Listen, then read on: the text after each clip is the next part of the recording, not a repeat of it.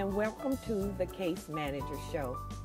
I'm Shirley Tabb, and the mission of the Case Manager Show is to bring you information about home and community-based services, in addition to valuable resources right here in the District of Columbia and surrounding jurisdictions.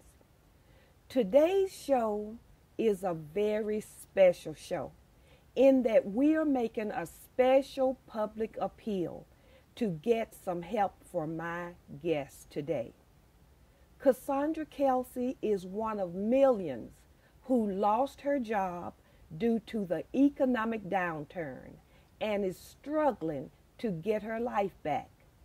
You will hear from her in a moment, but first, I want to say that she represents so many of us who have done all of the right things to prepare ourselves to live as responsible citizens and contributors to our communities and society in general.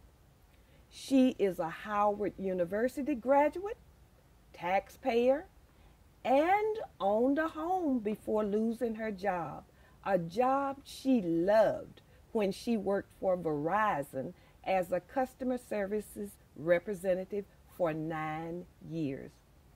Needless to say, Cassandra depleted her savings and exhausted the money she had in her 401k and unsuccessfully tried to save her home that eventually went into foreclosure.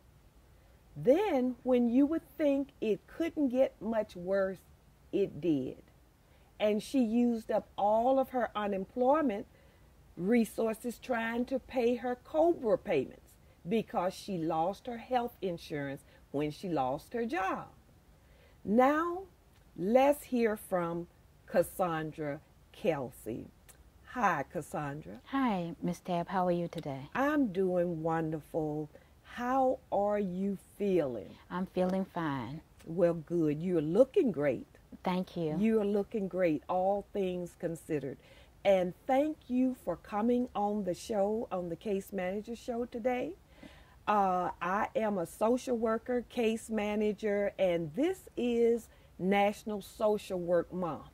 So in commemoration of National Social Work Month, I want to make this public appeal to the community to get some help for you. We want to get you out of that homeless shelter that you are in. I'm glad that there is a place where you are not living on the streets, but I know in shelters at the best, it is a bad situation.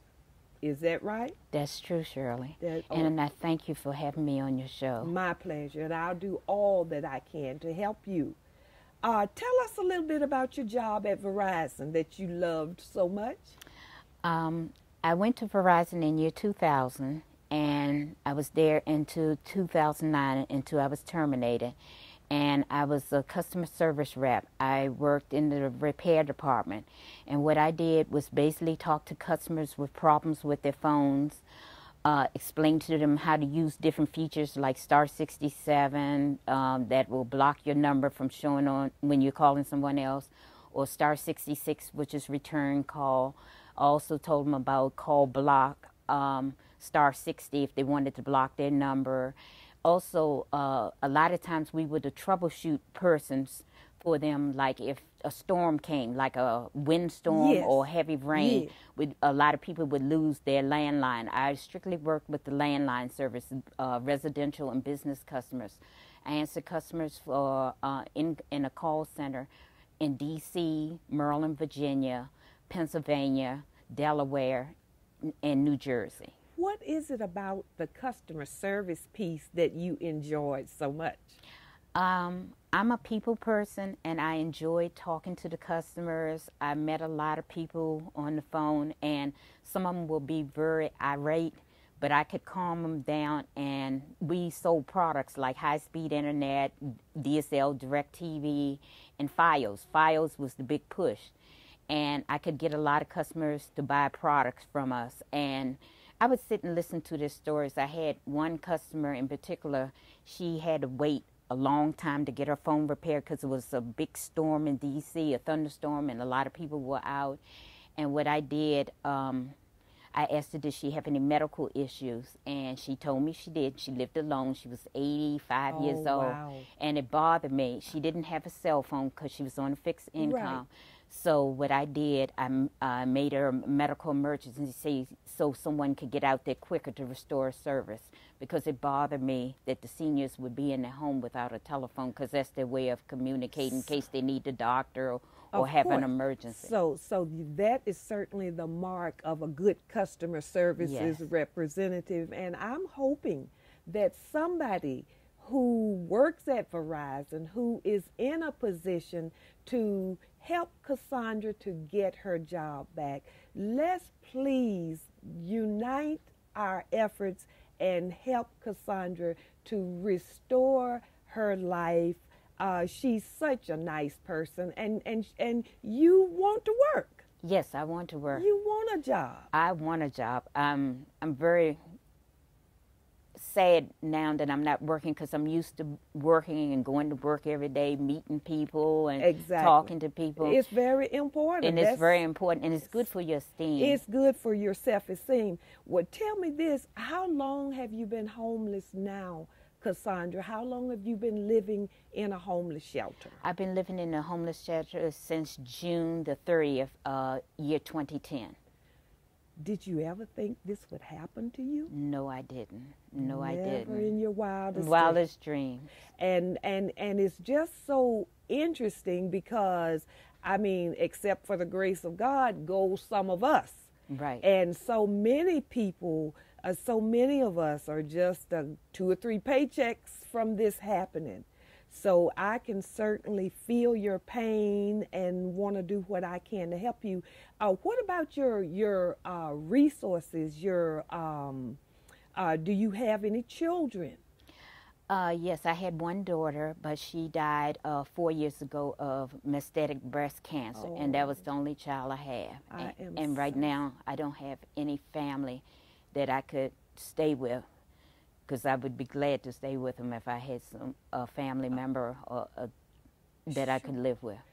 So no family, friends, or resources. I understand that you had a very positive experience with one of the D.C. government agencies. As a matter of fact, I think it was a couple of D.C. government agencies. You want to tell us a little bit about that? Yes, I went to the D.C.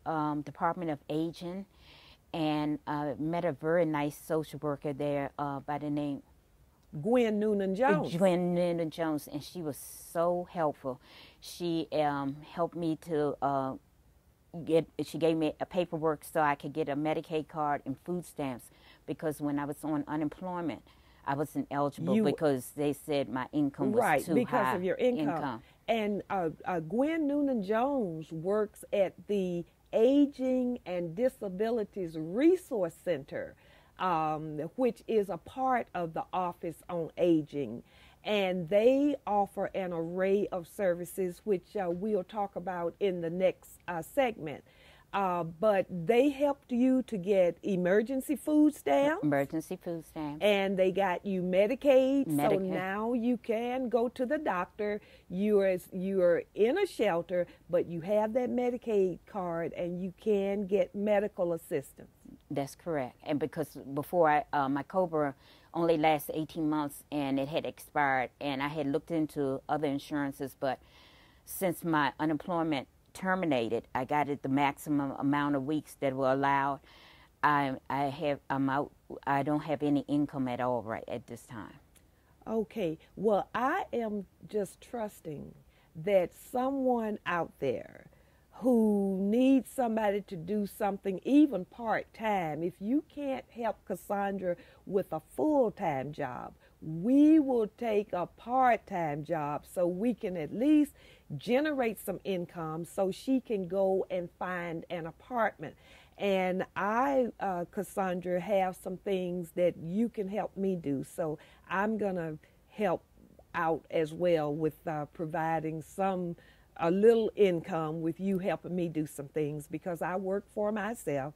I'm an independent social worker case manager, and there's a lot of work to be done, a lot of people to help. So I think we can work something out to where you can have a little money in your pocket anyway. Thank you so very much, Shirley. You don't know how much I appreciate it because it's so hard to find jobs. I know. It's very hard. Oh, yes, it is. It's extremely difficult. And people don't realize that it's not as easy as you think it is. It's not that many jobs out here. Well, and I've been going to job fairs and doing all the right things, and no one has called me. Yeah, well, we're going to elevate your efforts, and hopefully through this show, we can change some of what has been happening to you.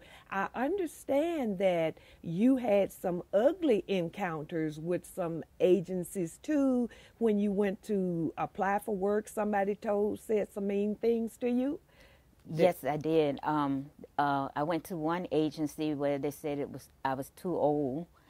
And then I went to another agency where they said I was handicapped and they don't hire handicapped people. And I got a little angry with the lady, and I told her, I said, well, it's strange that President Roosevelt was the president and he led us out of the Greatest Depression in history, and he was in a wheelchair. He sure was, and he was a fine president. And he was a fine president, even though I wasn't born at that time, but I read some books about him. Historical accounts all indicate he was He started a lot of these agencies, like the Labor Department, Workers' Comp, yes, he did. Social Security. Well, if it wasn't for him, we wouldn't have these revenues. Well, first of all, I think whoever said that was ignorant, insensitive, and if you give me their names off air, I will place a call to someone in management, because that's unconscionable, it's unacceptable. And I can't believe anybody would be in a position where they are a public trust and working with District of Columbia taxpayers and voters who would be so ignorant. So we need to deal with that piece. We're going to take a break, and we will come back and resume our conversation with Miss Cassandra Kelsey. We'll see you shortly.